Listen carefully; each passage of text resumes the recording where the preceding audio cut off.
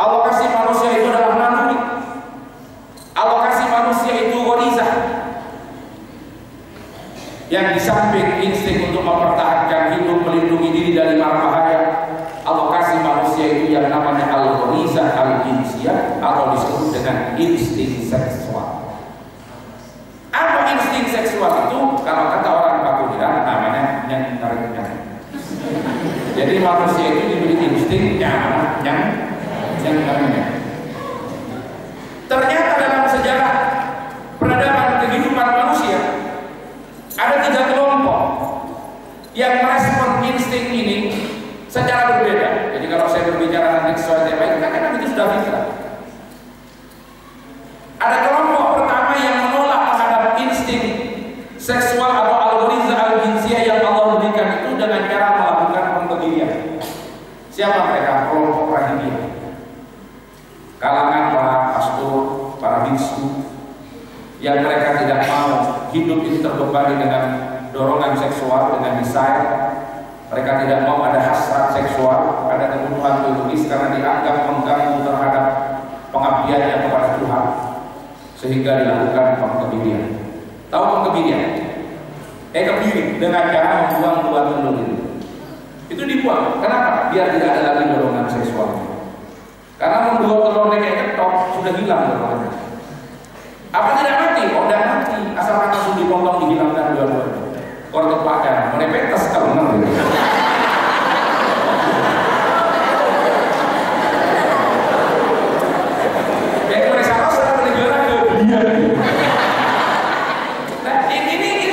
Saya bicara bagaimana orang merespon. Nah, kalau ini dibiarkan adik-adik, kalau ini dibiarkan, maka proses keberlangsungan kehidupan manusia akan menjadi terhenti. Karena masing-masing sudah tidak punya dorongan seksual, sehingga tidak akan ada proses reproduksi. Tidak ada reproduksi, tidak ada regenerasi. Orang sudah malas untuk berhubungan, dorongan seksualnya. Akhirnya konsep kebiri bagian perempuan-perempuan menganggur sampai dia mati, sehingga dia tidak mengalami masa, tidak melakukan reproduksi, terputuslah keturunan. Ini juga pengingkaran terhadap semua Tuhan. Ada kelompok yang ekstrim kiri juga. Dia menerima terhadap dorongan seksual itu apa adanya, sebebas-bebasnya. Ini yang disebut dengan kelompok ibahiyah, kalangan permisivisme. Jadi kalau yang tadi itu kalangan apa? Rahibisme. Mereka menolak. Yang ini permisivisme. Apa? Aliran serba boleh, aliran bebas.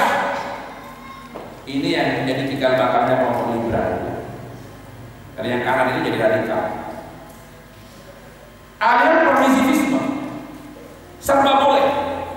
Mereka tidak mau diikat dengan aturan-aturan tertentu yang mengatur tentang bagaimana dia sebagai umat beragama menjalani kehidupannya.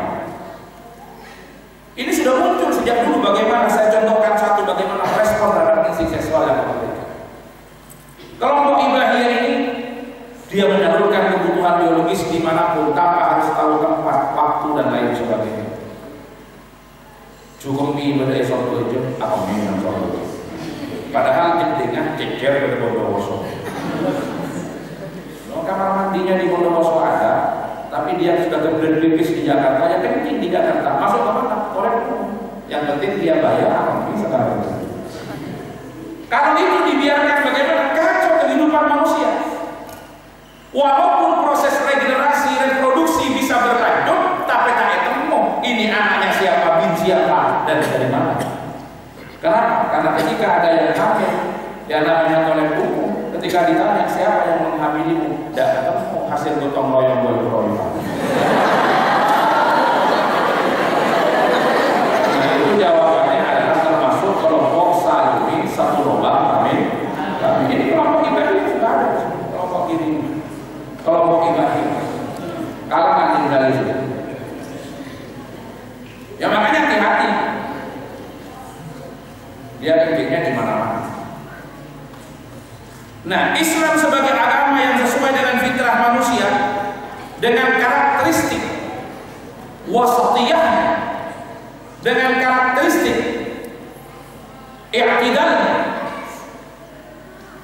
yang la yamilu yaminan wala shimalan, tidak terlalu ke kanan sehingga menjadi ekstremis radikalis, juga tidak ke kiri sehingga menjadi liberalis, tapi muqtadilul wasat, dia iktidal, berada di bawah garis ketentuan agama dan bersikap pertengahan.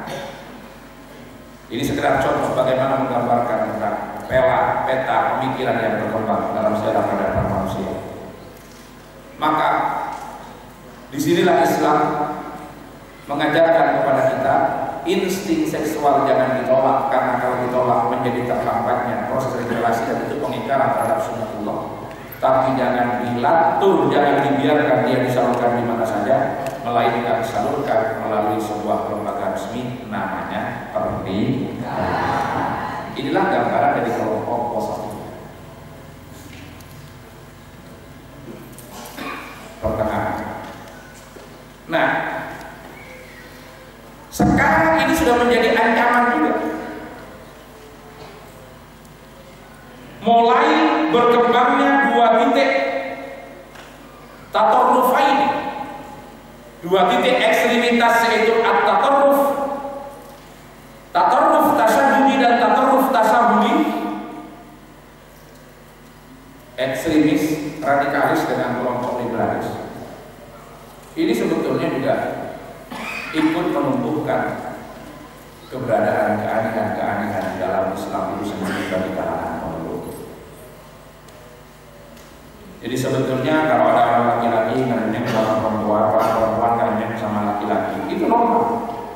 Tapi kalau laki-laki ngerenyeng sama laki-laki dan perempuan sudah ngerenyeng sama perempuan, justru itu tidak normal. Memangnya jeruk minum jeruk. Tetapi bagi kelompok diri ini, itu termasuk sesuatu yang harus dibela, harus diperjuangkan, dan harus diberikan ruang dan hak-haknya dengan melakukan banyak hal. Satu contoh, ada satu pernyataan yang resmi dikeluarkan oleh jaringan Islam liberal. Jadi kalau kita bicara liberalisasi di Indonesia, yang kemudian tidak hanya liberalisasi di bidang ekonomi, di bidang budaya, dan sudah masuk pada wilayah agama, ini ternyata menjadi virus atau penyakit hampir ada di seluruh induk organisasi kelompoknya, baik itu agama Hindu. Jadi di Kristen juga ada liberalisasi, di Katolik juga ada liberalisasi, di Islam juga demikian. Bahkan kita tarik pada suku terkecil itu juga sama-sama mungkin. Dari kalangan Nahdlatul Ulama itu ada yang kemudian mengelompok, tetapi setelah mengelompok dan membentuk wadah itu yang masuk ke situ dari berbagai kalangan, yang dinamai dengan jaringan Islam liberal. Ada yang membuat singkatan itu karena juga tidak diakui oleh induk organisasinya, tidak diakui oleh induknya, ada yang menyebut sebagai jaringan Iblis Lana.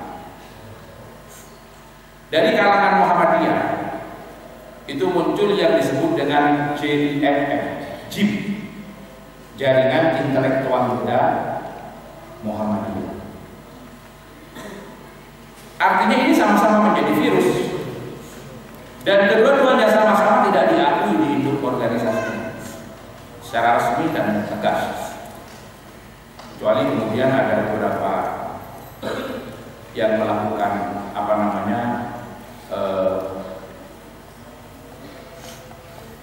sedikit menggampangkan dan mentoleransi masuknya itu dan tidak memandang sebagai sebuah ancaman yang membahayakan.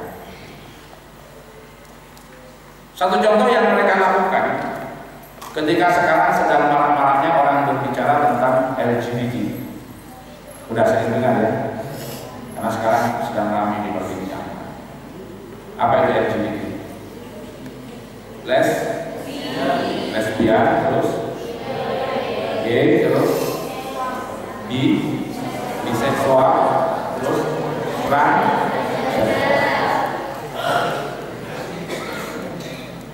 transgender. Di situ mengatakan kalau tidak ada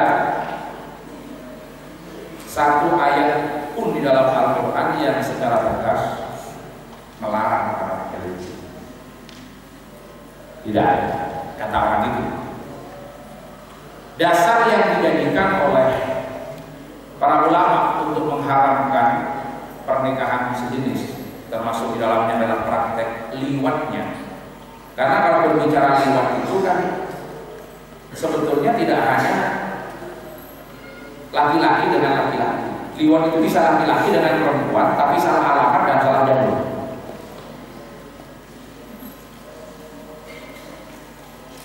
Salah satunya adalah adab yang Allah turunkan kepada kaum Nabi Lut. Nah, di sana dikutip lagi, diangkat lagi penafsiran ulang terhadap ayat itu dan menafikan apa yang selama ini menjadi pemahaman mainstream. Para ulama yang kemudian mengharamkan terhadap liwat atau wakil kubur. Apa kata mereka? Ini salah satu contoh bagaimana mereka melakukan pendekatan terhadap teks keagamaan, tetapi menggunakan pendekatan akal. Yang terjadi pada kaum Nabi Lut adalah kaum Nabi Lut itu sudah punya pasangan-pasangan tersebut. Kemudian ada segerombolan pemuda yang datang sebagai tamu bermain ke negara mereka, dan pemuda-pemuda itulah yang kemudian mereka perkosa dengan meliwat. Akhirnya turunlah adab Allah.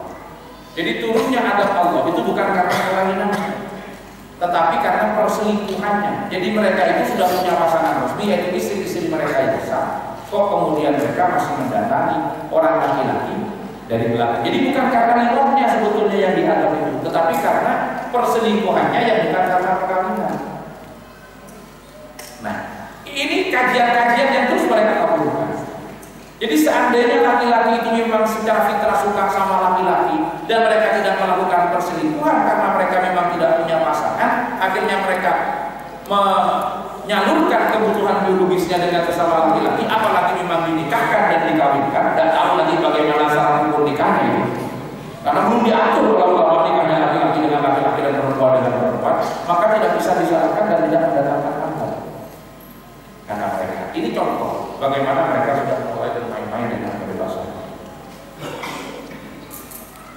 Nah, disitulah yang saya katakan tadi bahwa apa yang disampaikan oleh Rasulullah, Islam suatu saat akan kembali menjadi asing, bukan bagi orang lain tapi bagi pemeluknya sendiri, bagi pengikut Islam itu sendiri. Ini disebutkan karena beberapa hal. Yang pertama adalah qillatul ulama, sedikitnya para ulama. Kita akan mengalami krisis para ulama. Ulama-ulama, siapa yang disebut dengan ulama di sini? Siapa yang disebut dengan ulama? Mohon maaf, harus dibedakan antara ulama dengan kiai. Ulama itu belum tentu kiai dan kiai itu belum tentu ulama kalau kita kaji secara normal. Jadi kalau kiai itu jamaknya kuyuh. Kalau gus itu disebut dengan gawadis, itu jamak ala Indonesia. Jadi kuyuh itu jamaknya kiai. Ulama itu beda. Kalau di dalam terminologi Al-Quran kita mayashallah min ibadihi ulama. Ulama itu adalah orang yang punya ilmu, yang dengan ilmunya mewariskan dia untuk Rasulullah. Syaratnya ada dua: pertama ada ilmu, yang kedua ilmunya menjadikan dia takut kepada Allah. Berarti orang yang punya ilmu yang tidak takut pada Allah dan disebut ulama. Jadi orang pintar bukan tapi itu pintar. Tapi sebaliknya orang merasa takut kepada Allah tapi tidak punya ilmu, dia tambah jauh dari terminologi ulama. Karena bisa jadi yang dia sembah bukan Allah yang sebenarnya, karena dia tidak tahu cara dan tidak punya ilmu. Ulama bisa ada di pesantren, tapi ulama juga bisa ada di laboratorium. Ulama bisa ada di ruang-ruang perpustakaan dan lain sebagainya. Orang yang punya ilmu yang dengan ilmunya mewariskan Rasulullah. ulama dalam pandangan Imam Syafi'i ini memang agak ketat persyaratannya. Yang pertama itu siapa yang